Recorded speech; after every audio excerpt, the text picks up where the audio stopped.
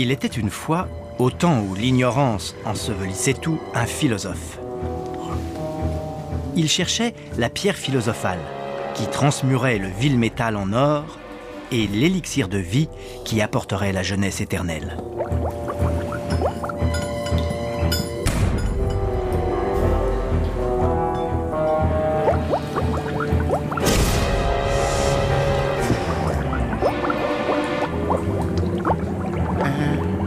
Ça a l'air prêt.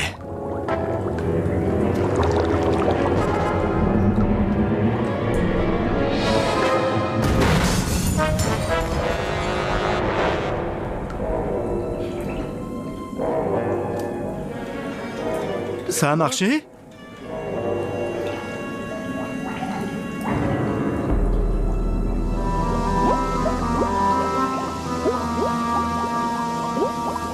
Au Moyen-Âge, philosophe était le mot qui se rapprochait le plus de scientifique.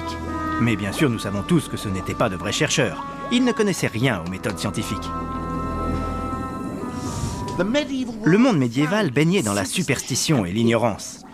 L'Église persécutait ceux qui cherchaient la connaissance. La médecine risquait plus souvent de tuer que de guérir, et on ne connaissait même pas la forme du monde. Mais sommes-nous sûrs qu'ils étaient si ignorants que ça ? Ne serait-ce pas nous qui en savons moins que nous le pensons sur eux ?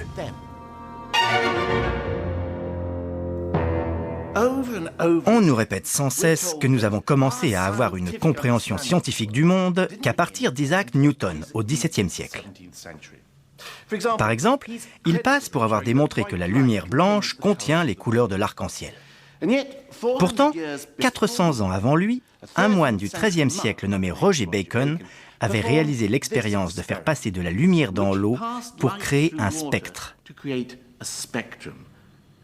Et il en avait conclu, comme Newton, que la lumière possède une géométrie variable.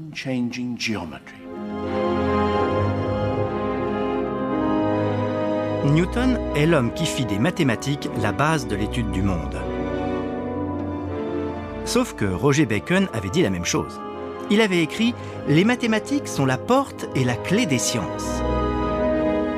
Et 400 ans avant Galilée, il décrivit l'utilisation des lentilles dans la fabrication du télescope. Bacon n'était qu'un des nombreux philosophes expérimentateurs cherchant la pierre philosophale. Il était alchimiste. Bien sûr, nous savons tous que les alchimistes n'étaient que des charlatans ou des magiciens qui essayaient de transformer le vil métal en or. Et il est certain que l'alchimie a eu son lot de fraudeurs. Mais ça ne veut pas dire que tous l'étaient. Voyez-vous, l'or est un métal très particulier. Premièrement, il est indestructible. On peut le chauffer, le faire fondre, le battre. Quoi qu'on lui fasse, il retrouvera toujours son état initial. L'or que nous utilisons aujourd'hui a peut-être été un collier viking ou une aiguière du XVIIe siècle. Dans les labos de chimie de l'université d'Oxford, le docteur Alan Chapman m'a expliqué pourquoi les alchimistes du Moyen-Âge étaient obsédés par l'or. Les alchimistes étaient fascinés par ce qu'ils appelaient la mutabilité. Pourquoi certaines choses changent et d'autres, comme l'or, sont immuables. De tous les métaux, l'or était le métal parfait. Par conséquent, il est devenu la base de l'étude de la perfection sur Terre. Et toutes ces manipulations avaient pour but non pas de s'enrichir, ce n'était pas ce qu'ils recherchaient, mais de résoudre les énigmes permettant de comprendre comment Dieu avait fait toutes les substances de la nature. Les alchimistes croyaient que dans la nature, toute chose tend à la perfection. Et comme l'or était parfait, un jour, tous les métaux se transformeraient en or. Ils essayaient juste de donner un coup de main à la nature et à Dieu. Apprenez-moi à faire de l'or. C'est très facile. Alan m'a montré une des expériences qui firent penser aux alchimistes qu'ils étaient tout près du but. Nous avons du mercure dans un pot. C'est liquide, c'est brillant, et ils croyaient que c'était une sorte de germoir dans lequel on pouvait planter de l'or. C'est la poudre d'or. Je la verse dedans. C'est de la cuisine. De la cuisine? On prépare ça pour ses invités quand on veut les tuer au XVe siècle.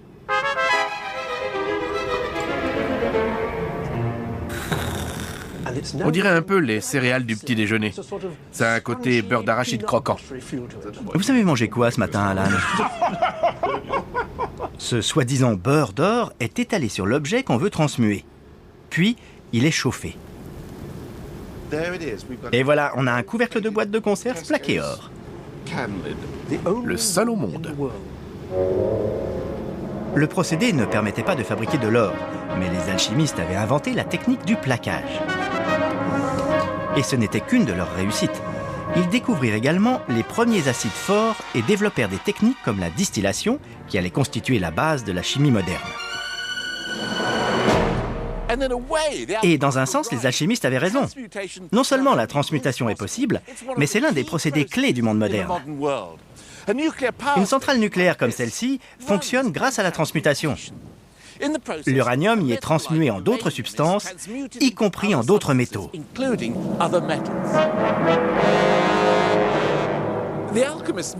Les alchimistes avaient peut-être raison sur un autre point. En 1972, des scientifiques russes rapportèrent que sur un réacteur expérimental en Sibérie, le bouclier de plomb avait été exposé à un bombardement nucléaire si constant qu'une partie s'était transformée en or.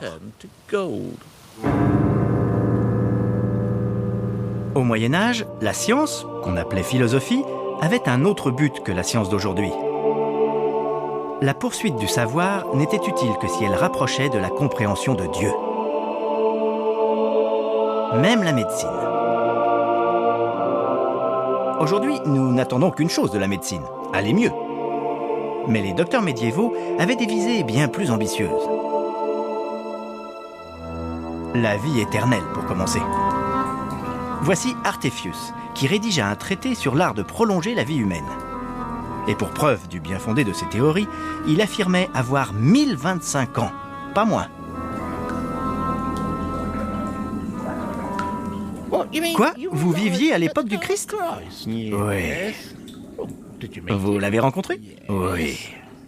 Et comment était-il? Exactement comme on imagine le Fils de Dieu. Ah oui!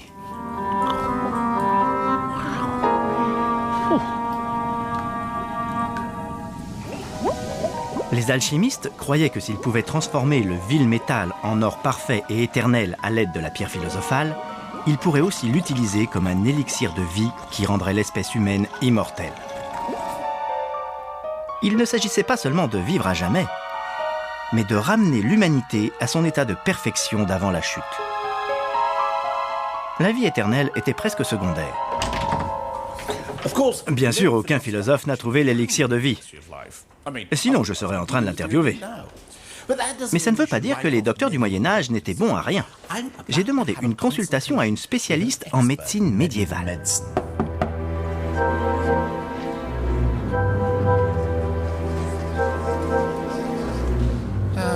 Faye. Je me sens un peu simulateur de vous prendre comme médecin médiéval. Je me porte tout à fait bien. C'est l'idéal. Je ne suis pas là pour guérir les maladies, mais pour les prévenir. Les médecins du Moyen-Âge ne pensaient pas que la maladie était une entité qui vous attaquait. On en souffrait parce qu'on n'était pas assez en bonne santé. Le praticien essayait donc, principalement par la nourriture et les herbes, de favoriser la santé ou de la rétablir. Si j'étais votre patient, comment me distingueriez-vous des autres? Je tenterais de vous classer selon la doctrine des humeurs. Galien, médecin de l'Antiquité grecque, enseigna que la santé physique dépendait de l'équilibre des fluides vitaux. Une personne chez qui le sang prédominait était sanguine. Et si c'était le flegme, vous étiez flegmatique. La bile noire vous rendait de type mélancolique. Et la bile jaune de type grec. Les praticiens commençaient par diagnostiquer le type du patient ou son humeur, puis ajustaient le traitement en fonction. Que pensez-vous de moi? Quelle est mon humeur? Vous avez une nette tendance sanguine. Cela veut dire que vous êtes dominé par l'humeur sanguine, l'humeur de la jeunesse. Mais je dirais aussi que, comme la plupart des intellectuels, votre humeur prédominante est la mélancolie, l'humeur froide et sèche du grand âge. Si vous étiez mon docteur médiéval, par quoi commenceriez-vous votre examen? En tout premier, je prendrai votre pouls et je tenterai de comprendre comment votre chaleur interne se répand dans votre corps. Le pouls me dirait si vous avez de la fièvre. Et si vous en aviez, je vous ferai probablement une saignée parce que ça fait baisser la température.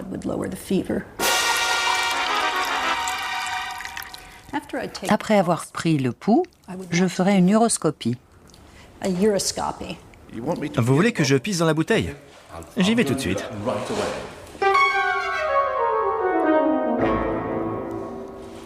Ça me gêne un peu de vous donner ça, Faye. Que regardez-vous en premier? La couleur? Oui, je regarderai la couleur, la texture, s'il y a des choses qui flottent dedans. Je voudrais y toucher et aussi y goûter. Quoi? Vous me faites marcher. Pourquoi? Ce n'est pas de l'urine. Goûtez.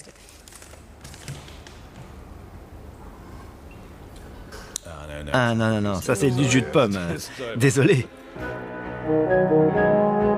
En fait, les traités médicaux médiévaux prévenaient les médecins que certains patients pouvaient essayer de les tromper en leur donnant du vin ou de l'eau plutôt que de l'urine.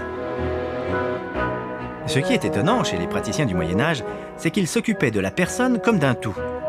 Une attitude qui n'a refait son apparition que récemment dans la médecine traditionnelle. Je ne dis pas que la médecine médiévale avait toutes les réponses. Si j'avais vécu à l'époque, je serais mort d'une appendicite perforée à 27 ans. Mais ça ne signifie pas non plus que les médecins du Moyen-Âge n'étaient que des charlatans. Peut-être même avaient-ils des choses à nous apprendre.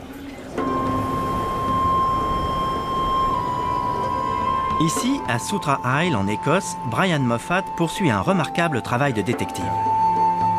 Il y a plus de 800 ans, un énorme complexe monastique se dressait ici. Il comprenait un hôpital à la pointe de la recherche médicale. Au Moyen-Âge, c'était ici la pharmacie naturelle de l'hôpital. Une pharmacie en plein air, comme vous le voyez. C'est leur herboristerie. Au sens littéral, oui. C'était la source de leurs médicaments. Il y a 400 espèces de plantes dans cette gorge, dont beaucoup ont des propriétés médicinales. Les moines les utilisaient pour soigner leurs patients. Quelles plantes cherchons-nous? En voici deux. La première, c'est l'achillée. Elle soigne les blessures en général sous forme de cataplasme. Elle a bien 2 millénaires d'essais cliniques derrière elle. Plus bas, cette fleur jaune minuscule, c'est la tourmentille. Sa racine est un rhizome. On l'utilise depuis longtemps pour se débarrasser des vers intestinaux chez l'homme et le bétail. Là encore, depuis un bon millénaire. Les anciens médecins auraient-ils possédé un savoir que nous avons perdu? Prenez cette plante, l'orobe des Landes. Les moines affirmaient que 2 de ces minuscules tubéreuses pouvaient couper les sensations de soif et de faim pendant des semaines. Admettons qu'en Écosse, les récoltes d'octobre aient été perdues, il n'y aura rien à manger avant le mois de mai suivant. Des communautés entières subsistaient avec ça. C'est ce que disent les rapports. Avez-vous essayé?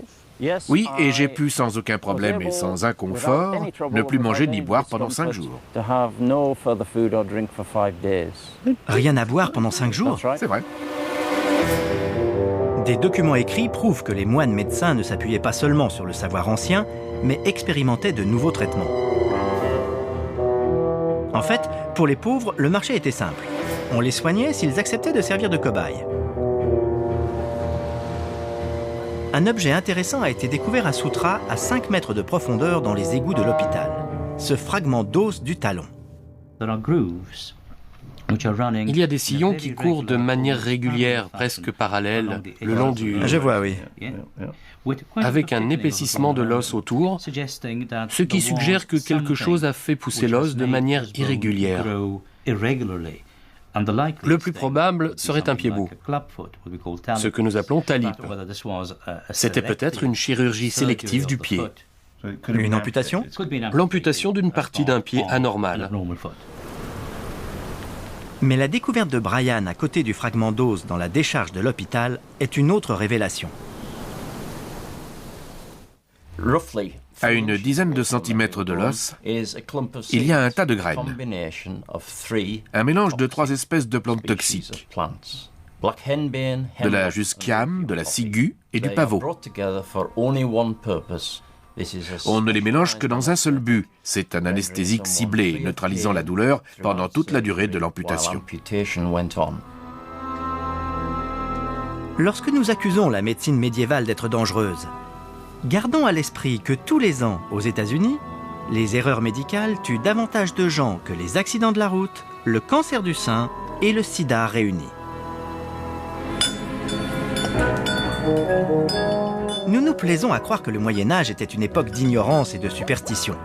Nous nous raccrochons même à des mensonges éhontés pour soutenir cette vision. Prenez la géographie. Au Moyen-Âge, on pensait que la Terre était plate. C'est un fait bien connu. Sauf que ce fait a été inventé au XIXe siècle.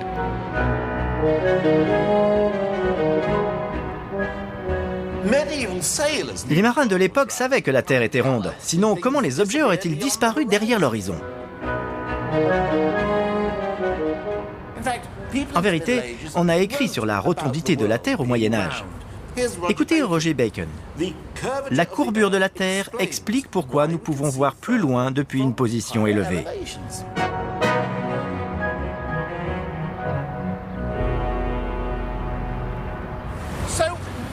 Alors, pourquoi sommes-nous si convaincus que les gens du Moyen-Âge croyaient que le monde était plat? L'un des principaux coupables est un romancier américain du nom de Washington Irving. Il écrivait des fantaisies comme La légende du cavalier sans tête et Rip Van Winkle.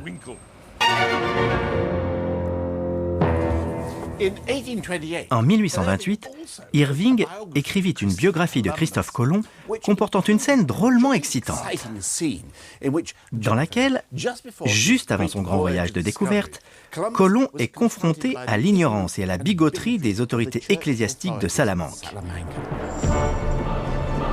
Elles l'accusèrent d'hérésie pour avoir dit que le monde était rond alors que l'Église enseignait qu'il était plat.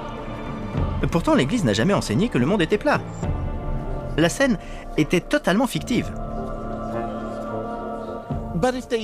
S'ils ne croyaient pas que la Terre était plate, pourquoi leur carte était-elle si mauvaise? Ils étaient complètement largués. Regardez, ils ont mis Jérusalem au milieu, comme une cible. Rome est là, en bas. En haut, il y a l'Arche de Noé. Et ici, tout un tas de monstres. Voyons donc. J'ai demandé à Peter Barber de la British Library quelle mouche les avait piqués. En fait, ce n'est pas une carte. Au Moyen-Âge, on l'aurait considérée comme une encyclopédie visuelle. Elle est géographique dans un sens, mais le but de la géographie est de fournir un cadre pour le savoir et la philosophie. Ainsi qu'une histoire qui débute avec Adam et Ève, se poursuit avec la tour de Babel. Voici Jérusalem, et en bas, il y a Rome. À un autre niveau, c'est aussi l'histoire du passé, y compris celle d'Alexandre le Grand, ce qui explique ces étranges créatures. Ce sont les peuples qu'Alexandre a rencontrés, d'après sa légende. J'ai remarqué que Dieu tient une balle de cricket dans sa main gauche. Ça y ressemble peut-être et c'est une balle, mais c'est le monde. C'est donc la preuve visuelle qu'il voit le monde comme un globe. Le latin mappa ne voulait pas dire carte, mais tissu. Le but de ces maps-mondes n'était donc pas de nous montrer la forme du monde, mais de nous aider à comprendre Dieu.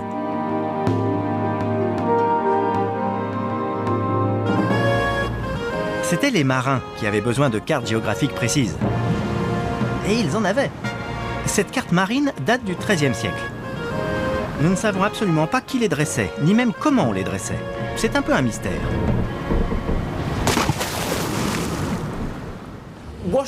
Les démêlés de Colomb avec les ecclésiastiques bigots de Washington Irving donnent du poids à une autre fausse idée. Celle qui veut que l'Église médiévale ait étouffé le savoir et persécuté ceux qui tentaient de repousser les limites de la science. En fait, durant tout le Moyen-Âge, des expériences scientifiques furent menées par des hommes d'Église et avec la bénédiction de l'Église. Roger Bacon était moine. Il écrivait souvent pour le pape. Il a écrit « L'expérimentation est le seul guide sûr dans de telles investigations. Remarquez, sûr est très relatif. Au XIe siècle, un moine de l'abbaye de Malmesbury, nommé Elmer, s'attacha à une paire d'ailes et sauta du haut d'une tour.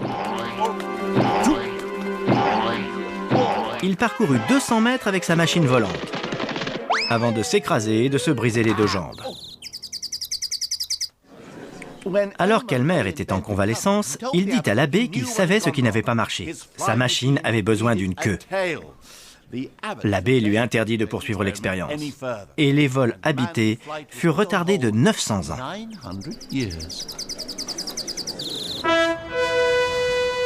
Les hommes d'Église exploraient sans cesse de nouveaux territoires du savoir, dans toutes les sphères imaginables de l'activité humaine. Même ces édifices fabuleux sont le fruit de l'expérimentation, à une échelle monumentale.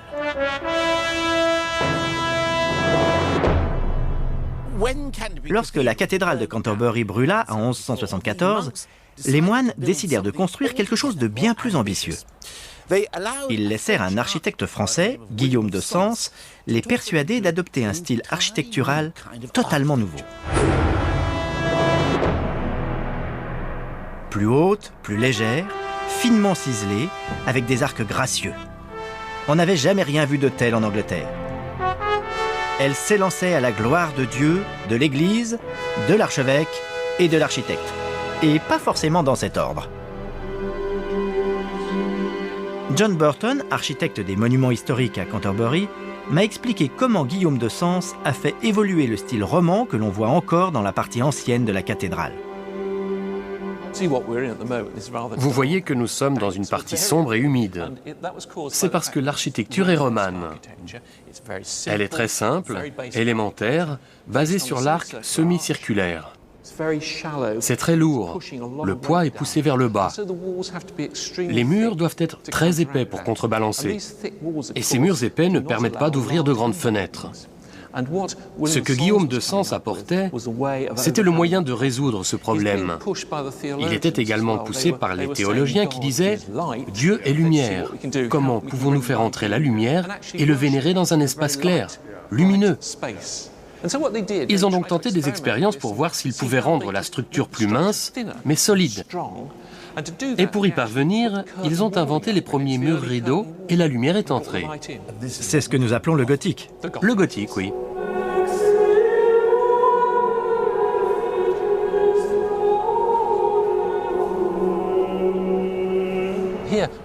De ce côté, nous regardons la partie romane de Canterbury.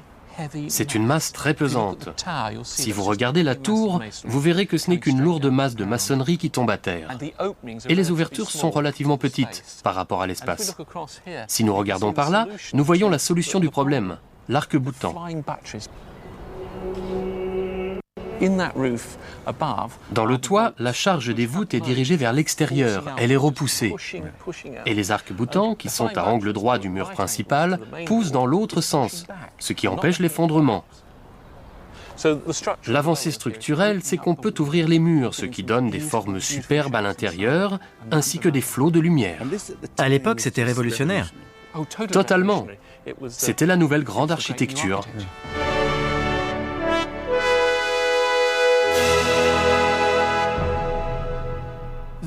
Les bâtisseurs de la cathédrale expérimentaient aux limites de leur technologie. Et ils apprirent à leurs dépens quelles étaient ces limites. De fait, nos grandes cathédrales passaient leur temps à s'écrouler. La tour de la cathédrale de Winchester s'effondra en 1107. Une tour de l'abbaye de Gloucester en 1170. La cathédrale de Lincoln en 1237. Saint-David en 1220. Ely en 1322, Saint-Alban en 1323, York en 1407 et Ripon en 1450. Bien entendu, l'Église n'avait pas l'intention de faire des recherches sans aucun but pratique. Comme dans la science moderne, il y avait souvent des impératifs économiques ou politiques derrière la poursuite du savoir. Prenez l'abbé de Saint-Alban en 1323. Il entreprit l'un des projets d'ingénierie les plus ambitieux de son temps.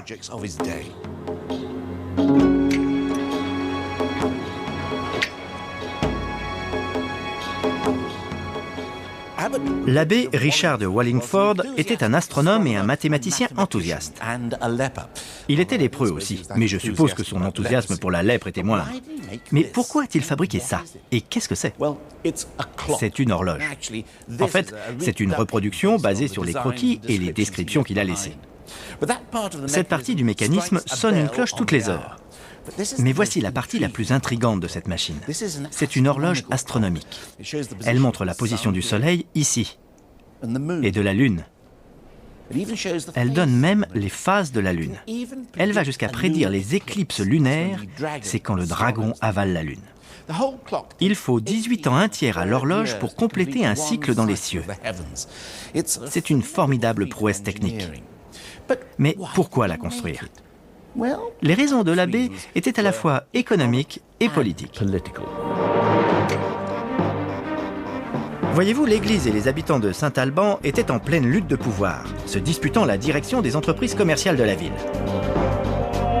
En construisant une horloge aussi révolutionnaire, Richard faisait la démonstration que l'Église était technologiquement supérieure aux citadins.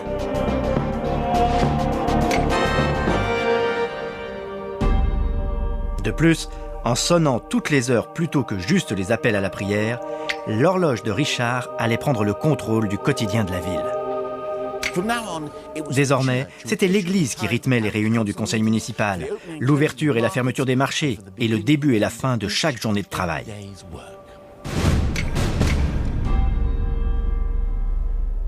C'était l'univers de Dieu rendu visible. De nos jours, nous pensons que science et religion sont diamétralement opposées. Mais l'Église médiévale n'était pas contre la science. Elle voulait l'utiliser. Après tout, puisque la Bible contenait la vérité, comment l'Église pouvait-elle être menacée par une meilleure compréhension de la vérité? Ce n'est que plus tard, à l'époque de Galilée, que le Vatican commença à craindre la science.